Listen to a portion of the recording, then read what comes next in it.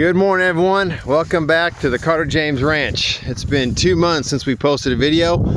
Sorry for the long absence, but just once we got the herd and from Arkansas, there's just been a tremendous amount going on. I've actually shot a couple of videos, just haven't had a chance to edit them all, but wanted to start this video by doing a cattle move so you can see everybody. You can see the Kansas prairie.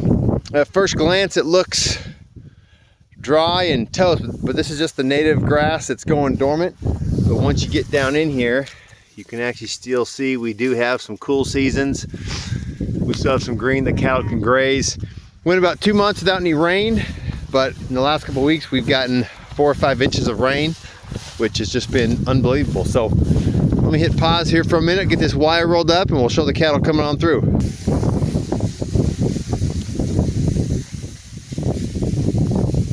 Let's go! Woo, woo! So far, the Arkansas herd has fit in really well. Gotten used to everything, gotten used to the rotations. They were already hot wire trained, so they're doing well. Since they've been here, we've had, I think, 5 or 6 calves born. With all the rain, we did actually have a calf get sick, and I was not able to save her, so that's just awful when that happens. But you know, it's one of the things we have to deal with. But we got a whole slew of calves here. The herd's starting to put their winter coats on. Let's go! Woo, woo! Woo, woo! Hey, while the herd's coming through here, I did want to comment on one thing that has, I knew things were going to change with the herd size increasing, but I guess you never really know. You can plan, you can project, until you get to certain numbers, you don't always know how it's all going to turn out. So there's been some different things we've had to do, especially this time of year. Hey, there's Bree and Belle, actually, our bottle calves from last year. This white face right here, that's Bree, and then Belle's one with the yellow tag on her ear. So, hey Bree, how you doing, girl? She's like, leave me alone, Papa, I'm trying to get the green. So we've been moving them. You know, this is the first year we've actually grazed prairie grass here in Kansas. Last year at the Carter James, we have actually more fescue and brome, so it stays more nutrient dense. Hey Comanche, stays more nutrient dense till later in the winter time. So obviously we're having to give them a little bigger areas now because this is not all that nutritious for them. But it is nice, we are getting the rain, so we are able to graze. I just love these calves that came out of Comanche. Shiny coats, real slick like he is. So the cattle are in pretty good condition. Pretty happy with how they're doing right now. We have not had a hard freeze yet. We had one night where we dropped down to about 31 or 30 degrees for a couple hours. But other than that, we have had a pretty mild fall so far, which is really great. Come on, let's go! Let's go! Woo, woo! Oh, they're a little confused. That's another thing with the herd being so large. When I only open up on one end like this, it does take them a little while to get on through. Never get enough of those calves. They're super cute. So we just got done weaning the Wagyu calves off. That's a much smaller herd, so that was pretty easy. In the next couple of weeks, we're gonna need to wean off all these calves off their mamas that were spring born, and then we're still waiting on a handful of calves to come for the fall here. So, but looking out here, it looks dry, but man, this is actually a pretty good paddock. We got lots of green here in the underbelly here. Come on. Okay, maybe not. But it's just a beautiful day today after the rain last night. So you can probably see it looks a little moist. Grass looks moist. So lots of changes. The herd overall is doing well. Gonna keep Comanche and Jesse James, our bulls, in here.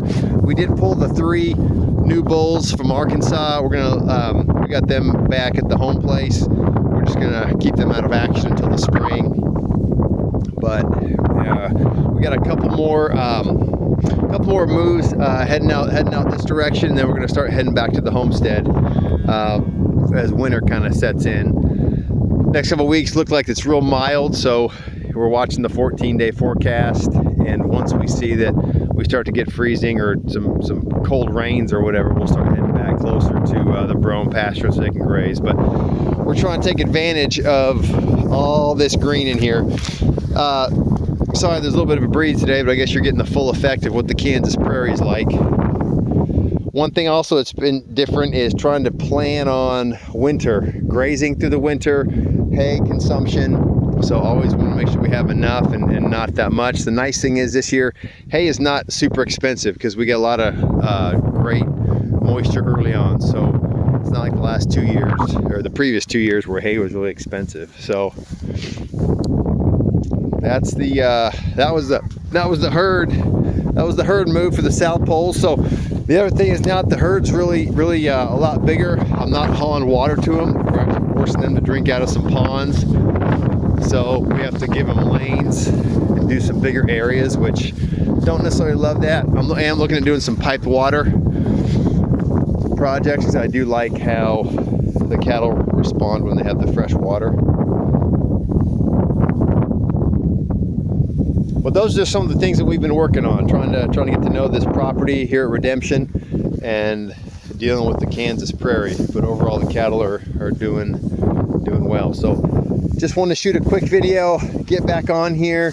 It's good to kind of be back, start documenting more on where we go from here. The last 2 years, guys, the channel has been about building the ranch. Well, now the ranch is basically built. So now we're going to be focusing on the business of ranching, selling seed stock. We're really pushing our meat business. So CarterJamesRanch.com, if you want to check that out, that's where we do our meat sales. So really looking forward to trying to push farm to table.